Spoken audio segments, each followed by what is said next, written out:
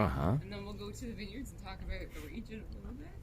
Where's he from? Andrew Peller. So that's what I was just about to share with you. Okay. So Andrew Peller was from Hungary. Oh, okay. Born and raised. But his dream was to bring European food and wine culture to this region here. Now, it was the late 1920s, early 1930s, and we had gone through Prohibition. So there was a lot of restriction with liquor licensing back then. And there was nothing available here. So his first spot was in Port Moody in BC, where he opened his first facility making beer. That's interesting because we live in British Columbia for 10 years. Nice. So that's where he started. And then when all the licensing opened up in this region, he brought the business here. And he started out in that building, just off the highway there, on your way to Grimsby. Yeah. Which is the building it sounds like you're familiar with. And really started to develop the business. And then when it became too big for that facility, that's when they opened this one here. So they built it and opened it in 2001. Okay. And at that point, Andrew needed some help because it was awfully busy. So he brought on his son Joe. Joe was a doctor at the Hamilton Hospital. Oh, wow. So it was a huge career change for him. But he came on to help out the family business. And then later on, when business picked up even more, Joe brought on his son John Peller as well. And John Peller is our CEO to this day. So 3 generations have gone into the making of Peller Estates. Amazing. That's pretty cool, eh? Yeah. Absolutely. Are you related to the Pellers by any chance? No, not at all. Nobody here is. Would be nice, isn't it? What's that? Would be nice. It would be amazing. I wouldn't mind that at all.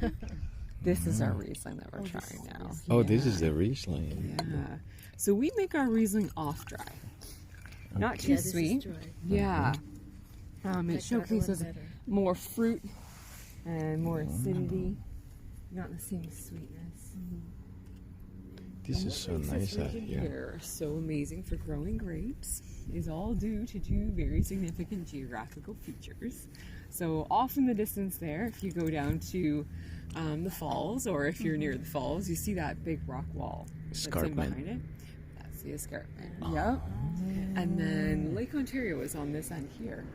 So we've got a moderating regulator with those 2 factors here. So during the heat of summer, all the heat stores up in Lake Ontario.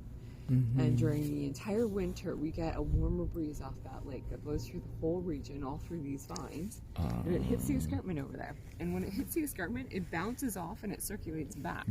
So we've got a circulation of warmer air in the winter months. And that allows for some protection in our vineyards here because we get winter and it gets really cold. And we can definitely get some damage in the vines with those colder temperatures. And then with all the cold that stores up in the lake in the winter, we get a cooler breeze all through the summer months that blows through the region and hits the escarpment and circulates back.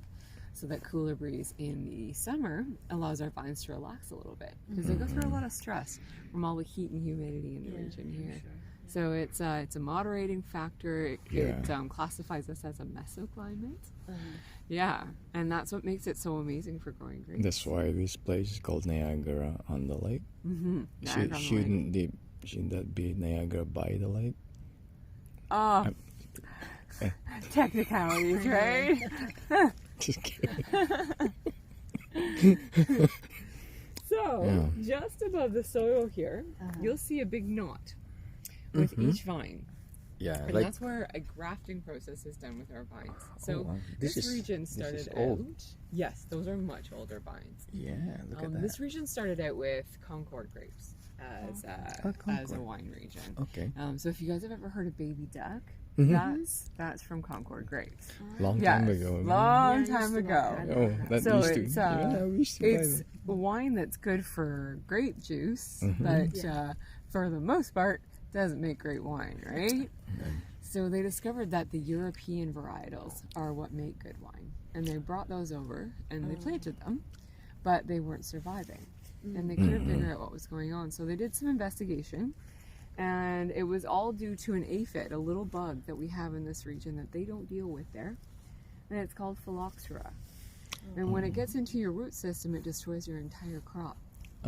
So we took that North American root system from the Concord grapes that we grow here and took their European vine and we grafted them together. And we bonded them with beeswax and we put them in a greenhouse for 2 years. And then we planted them. And they survived. So then from there, it takes 3 to 5 years to get your first harvest from a vine. So these ones are just 5 years old now. We just got our first harvest from them in September. Actually, it was closer to November. And October, what species is this now? These are all Gamay Noir here. Gamay Noir. And they go all the way back to the tree line there. That's all Gamay. With the larger vines that you see behind you here, those are all Cabernet Franc, and those are all about 30 years old now on average.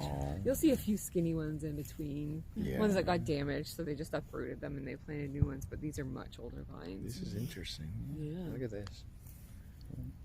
Pretty cool, right? Yeah. Pretty You guys cool. ready to go inside and check out the